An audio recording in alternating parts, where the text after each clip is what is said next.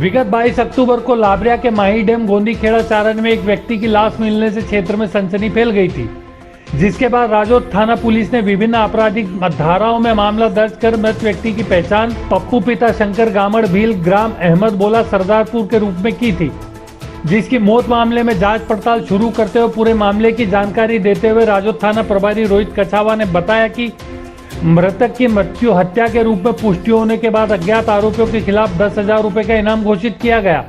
तथा मृतक के मोबाइल लोकेशन के आधार पर जांच पड़ताल करने पर पुलिस ने आरोपियों की जानकारी ली, जिसमें आरोपी ग्राम अहमद के विक्रम पिता मुकेश नीनामा भील, सावन पिता मुन्नालाल गणावा भील तथा मृतक का भाई पूंजा पिता शंकर गामड़ जाति भील व मृतक की मां गीताबाई शंकर गामड़ सभी निवासी ग्राम अहमद को पकड़ा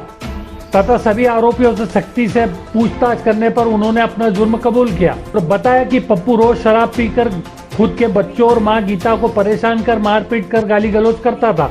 जिससे परेशान होकर मां गीता ने पप्पू को खत्म करने के लिए उसके भाई पूंजा को 30,000 रुपए दिए थे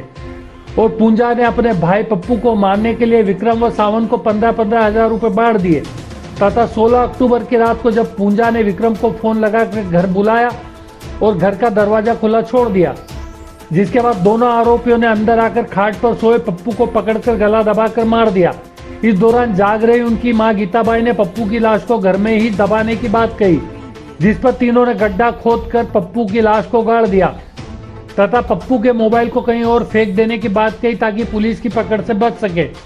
जिस पर विक्रम ने मोबाइल तो पास में रख लिया पर सिम तोड़कर गांव के बाहर फेंक दी।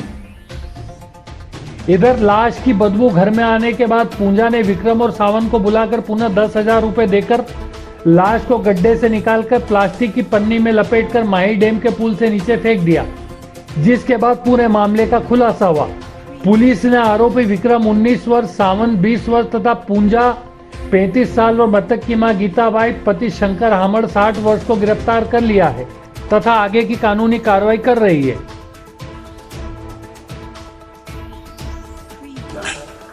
आज का मामला ये खुलासा है कि विगत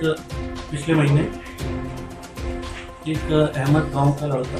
गुम हो गया था, सरदारपुर थाना क्षेत्र के अंतर्गत आता है।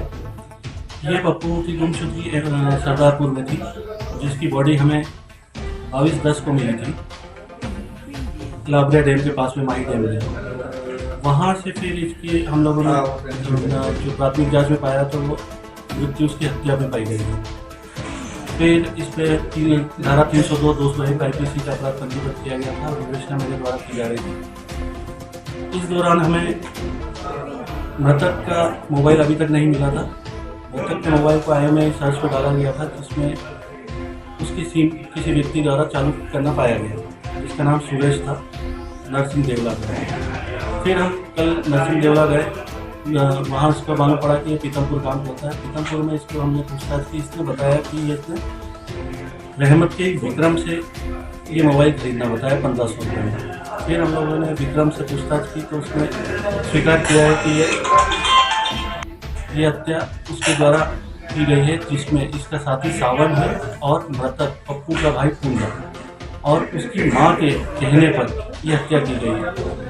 विवरण इस प्रकार रहा कि ये जो मृतक है पप्पू, ये शराब पीने का आदी था। इसकी औरत भी इसे छोड़ के चले गई थी। घर में 2 बच्चे थे, भाई था और माँ है। ये मजदूरी का काम करता था, मजदूरी करके आता था, शराब पीता था उस पूरे पैसे से और उसके बाद बच्चों से मारपीट, माँ के साथ गाली गुत्तार, कभी मारपीट भी। भाई सीधा साधा आदमी था तो वो कुछ कह नहीं पाता। माँ ने परेशान होकर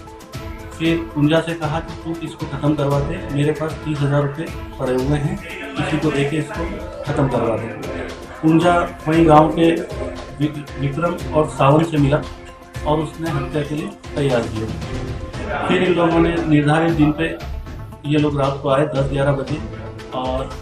इसने पहले ही बोल रखा था अपनी माँ को कि वो लोग आएंगे, तो माँ ने कुंडी खोल रखी थी। ये रात को सो रहा था मृतक,